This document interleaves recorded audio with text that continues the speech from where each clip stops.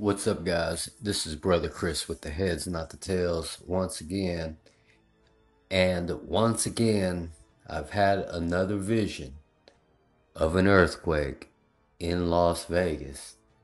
And in my vision, I was in a hotel room at the Bellagio, looking out over the water and everything that's out front of the Bellagio, when all of a sudden everything started shaking. And once everything shook, I remember just getting a hold of myself and looking around the room and watching some other people panic around me. And then an aftershock hit. Another little aftershock. And I don't know really why I was in the Bellagio. I really stay out of these hotels and casinos nowadays, but don't get me wrong now. I've met a lot of good people out here in Las Vegas, real Christian people that are just honestly trying to make a living, you know, and stay out of trouble. It's really what you do in your spare time in here, that all the extra sin that gets you caught up, you know. Don't get caught up and don't partake in the city sins, you know what I mean?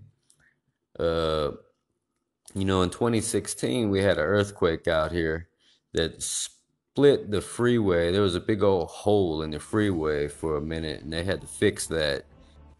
But that reminds me, now, on the other side of all this, I don't know if you guys remember, but I had kind of a revelation about Las Vegas being a giant volcano. And God told me you're in the middle of a volcano. I was probably about 13 years old when I had that revelation. Not just any volcano either. You're in the top middle of the world's largest, most ancient volcano. And Las Vegas is built right in the top middle of this thing. Now, if you've ever been to Vegas, you'll know that we're in a valley, like a fishbowl, and we're surrounded by a mountain range all the way around us. And if you look, these mountains are actually just the rim of the top of the volcano. And the valley that we're in is the top middle of the volcano. That's why this article really surprised me, because I've been saying it, and then finally someone came out and said, this is an old ancient volcano. Now, I don't think it's 16 million years old, but probably around 3 or 4,000 years maybe. Back when I was like 13 or 14 and God gave me the revelation that we're on a volcano, I started thinking about it. We're in Sin City. And I always wondered what would be the destruction of Sin City. And I've got a lot of confirmation already that it's going to be destroyed by fire and earthquakes. Fire, how? Maybe a volcano. Earthquakes, for sure. I don't know if you've heard of Dmitri Duduman, but his prophecy said that it would be destroyed by fire, probably from a nuke, from the way he described it. And I was thinking, we are in the desert, like by Tonopah Test Range, and they like to test nuclear stuff in deserts and stuff. So if they were going to blow up a city, maybe it'll be in the middle of a desert so it doesn't affect everybody else. So they say. This article is stating that these volcanoes are recharging. It often makes me wonder, is it hot out here because of the sun? Or is the heat coming up from under our feet? Not only that, where's all the water from Lake Mead going? When I moved here in 1990, there was so much water in that thing it looked like an ocean.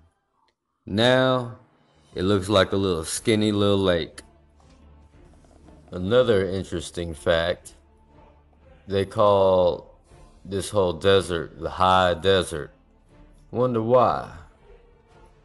Because maybe it's the top of a high volcano.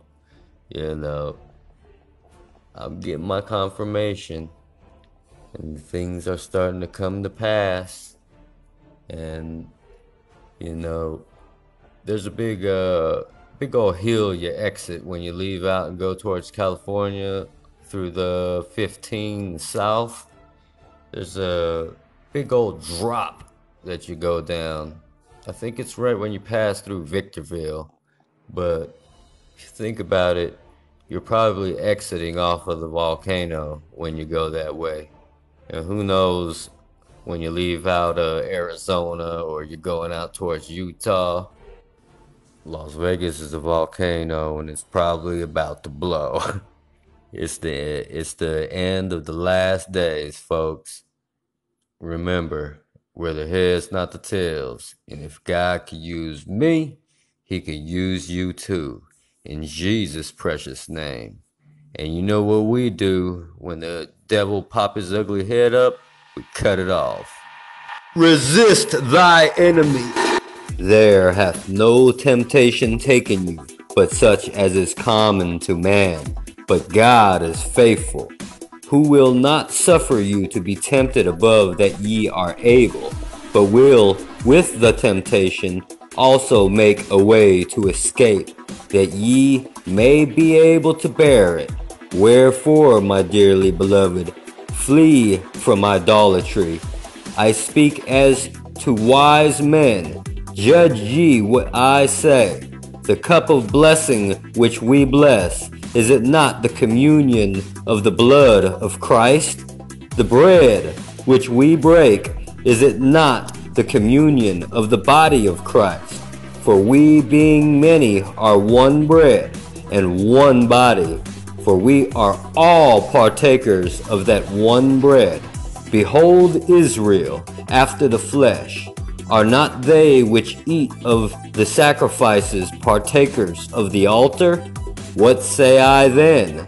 That the idol is anything, or that which is offered in sacrifice to idols is anything. But I say that the things which the Gentiles sacrifice, they sacrifice to devils, and not to God. And I would not that ye should have fellowship with devils. You cannot drink the cup of the Lord and the cup of devils.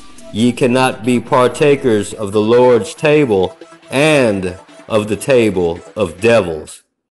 Do we provoke the Lord to jealousy?